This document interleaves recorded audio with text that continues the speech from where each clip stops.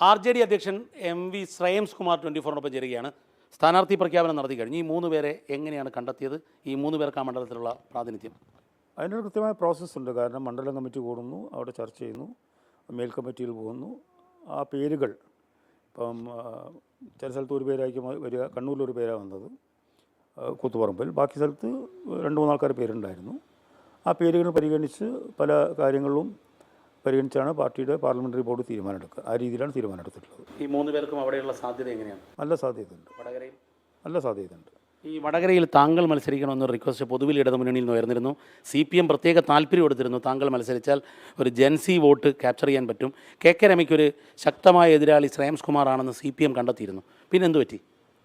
അങ്ങനെയല്ല, ഞാനതിൽ CPM-നോടും അതുപോലെ തന്നെ LDF-നോടും നമ്മുടെ പാർട്ടിയോടും ഞാൻ എൻ്റെ നന്ദിയും കടപ്പാടും അറിയിക്കുകയാണ് അങ്ങനെ ചിന്തിച്ചതിന്.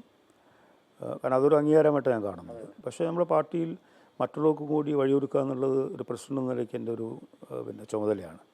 കാരണം മത്സരിക്കാൻ കുറച്ച് സീറ്റല്ലേ ഉള്ളൂ. പണ്ടങ്ങനെയല്ല, കുറേ സീറ്റുണ്ടായിരുന്നു. അപ്പോൾ മറ്റുള്ളവർക്കൊരു ചാൻസ് കൊടുക്കും. ഞാൻ 4 തവണ മത്സരിച്ച് 2 തവണ MLA, 2 തവണ പരാജയപ്പെട്ടു. ഇനി മറ്റുള്ളവർക്കും കൂടി മത്സരിക്കാതെ എല്ലാവരും കൂടി കൂട്ടപ്രാർത്ഥന നടത്തണോ ഞാൻ മരിച്ചു കിട്ടണം എന്നുള്ളത് അതിൻ്റെ ആവശ്യമില്ലല്ലോ. എനിക്ക് അവസരം കിട്ടിയല്ലോ, ഈ പാർട്ടി എനിക്ക് ധാരാളം അവസരം തന്നല്ലോ, അതിനെ ഞാൻ മാനിക്കണ്ടേ? മറ്റുള്ളവർക്ക് വഴിയൊരുക്കുക എന്നുള്ളത് പാർട്ടി പ്രസിഡന്റ് നിലയ്ക്ക് എൻ്റെ ചുമതലയാണ്. അത് ഞാൻ നിർവഹിച്ചെന്ന് മാത്രമല്ല. പക്ഷേ അതേ സമയത്ത് CPM-ഉം എൻ്റെ പാർട്ടിയും കാണിച്ച ഈ സ്നേഹാദരനോട് എനിക്ക് വളരെയധികം ബഹുമാനവും നന്ദിയുണ്ട്. അതൊരിക്കലും അത് നിഷേധിക്കലല്ല. ഇന്ന് അങ്ങ് ധർമ്മടത്തേക്ക് പോവുകയാണ്. മുഖ്യമന്ത്രി പിണറായി വിജയൻ്റെ തെരഞ്ഞെടുപ്പ് കൺവെൻഷൻ വേദിയിലേക്ക് അങ്ങ് ഉണ്ടാകും. പൊതുവിൽ ഇടതുമുന്നണി ഒറ്റക്കെട്ടായി മുന്നോട്ട് പോവുകയാണോ? എന്താ സംശയമുള്ളത്? ഒറ്റക്കെട്ടായിട്ടാണ് മുന്നോട്ട് പോകുന്നത്. ഭരണ തുടർച്ച ഉണ്ടാകുമെന്ന് ഉറപ്പിച്ച് പറയാൻ പറ്റും? ഒരു സംശയമില്ല.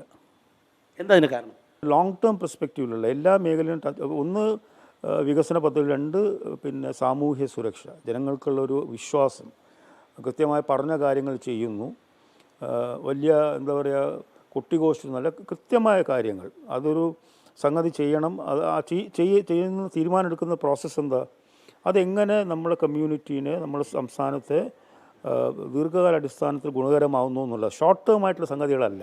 അപ്പം അതിൻ്റെ ബലങ്ങളാണ് ഇപ്പോൾ കണ്ടു തുടങ്ങിയിട്ടുള്ളത്. Thank you. ഭരണ തുടർച്ച ഉണ്ടാകുമെന്ന് ഉറപ്പിച്ച് പറയുകയാണ് RJD അധ്യക്ഷൻ MV ശ്രേയംസ് കുമാർ. ക്യാമറാമാൻ അനൂപ് നായർക്കൊപ്പം ദീപക് ധർമ്മടം, 24.